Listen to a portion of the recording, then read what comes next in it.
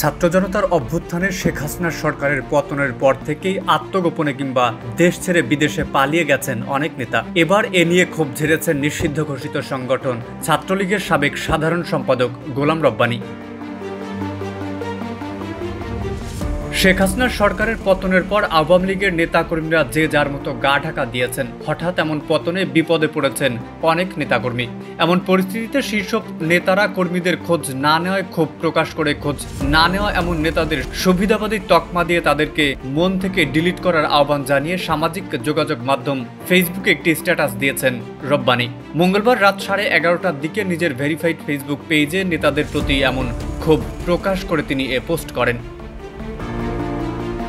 Million offer Walton fridge কিনে পেতে পারেন 20 লক্ষ টাকা, রয়েছে কোটি কোটি টাকার নিশ্চিত উপহার। কর্মীরা যেখানে বিপদে একান্ত প্রয়োজনে যে নেতা নিরাপদ থেকেও খোঁজ খবর নিচ্ছেন না, ফোন ধরছে না, সামর্থ্য থাকার পরও সহায়তা করছে না, এমন তথাকথিত সুবিধাবাদী নেতাকে মন থেকে ডিলিট করার আহ্বান জানিয়ে নিষিদ্ধ ঘোষিত সংগঠন বাংলাদেশ ছাত্রলীগের সাবেক সাধারণ সম্পাদক গোলাম রব্বানী লিখেন, কর্মীরা বিপদে একান্ত প্রয়োজনে যে নেতা নিরাপদ থেকেও খোঁজ খবর নিচ্ছেন না, ফোন ধরছে না, সামর্থ্য থাকার পরও সহায়তা করছেন না, সে কখনো নেতা না, কেবল চেয়ারধারী বা পদধারী ছিলেন। পোস্টে তিনি আরও লিখেছেন, পদ ও চেয়ার সর্বস্ব তথাকথিত সুবিধাবাদী নেতাকে মন থেকে ডিলিট করুন।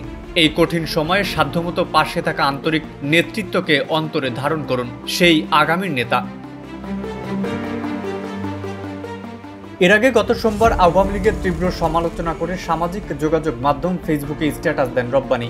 স্ট্যাটাসে তিনি লিখেন, আওয়ামী লীগকে এটা নিশ্চিতভাবেই উপলব্ধি করতে হবে, উল্লেখযোগ্য উন্নয়ন ও ভালো কাজের পাশাপাশি দীর্ঘদিন সরকারি ক্ষমতার বলয়ে থেকে তাদের শরীরে নানা অনিয়ম, দুর্নীতি, স্বজনপ্রীতি, গণতান্ত্রিক মূল্যবোধ হ্রাস, জন ও কর্মবিচ্ছিন্নতার বিস্ফোরা ও ক্ষত দৃশ্যমান। আওয়ামী লীগকে এককালে মন থেকে ভালোবেসে সমর্থন করা মানুষও তাই সংক্রমণ সংখ্যার কাছে ঘেঁষতে খানিক নিরুৎসাহিত ও দ্বিধান্বিত।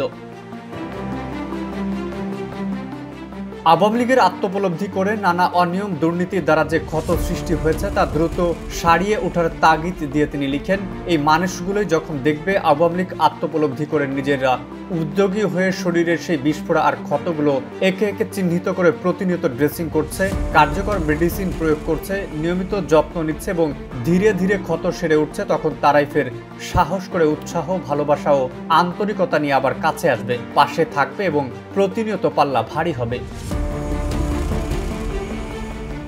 নেতৃত্ব দেওয়ার মতো বিবেকবান নেতা নেই উল্লেখ করে স্ট্যাটাসে আরও লিখেন, মনে রাখতে হবে আত্মশুদ্ধির কাজে কোনো নেতা নেই, নেতৃত্ব দেওয়ার কেউ নেই। নিজের বিবেকী নেতা বিবেকের তাড়নাতেই তৃণমূল নেতাকর্মীদের সম্মিলিতভাবে দলের ভেতরে থাকা দুর্নীতিবাজ, সুবিধাবাদী ও অন্যায়কারীদের বিরুদ্ধে আওয়াজ তুলতে হবে।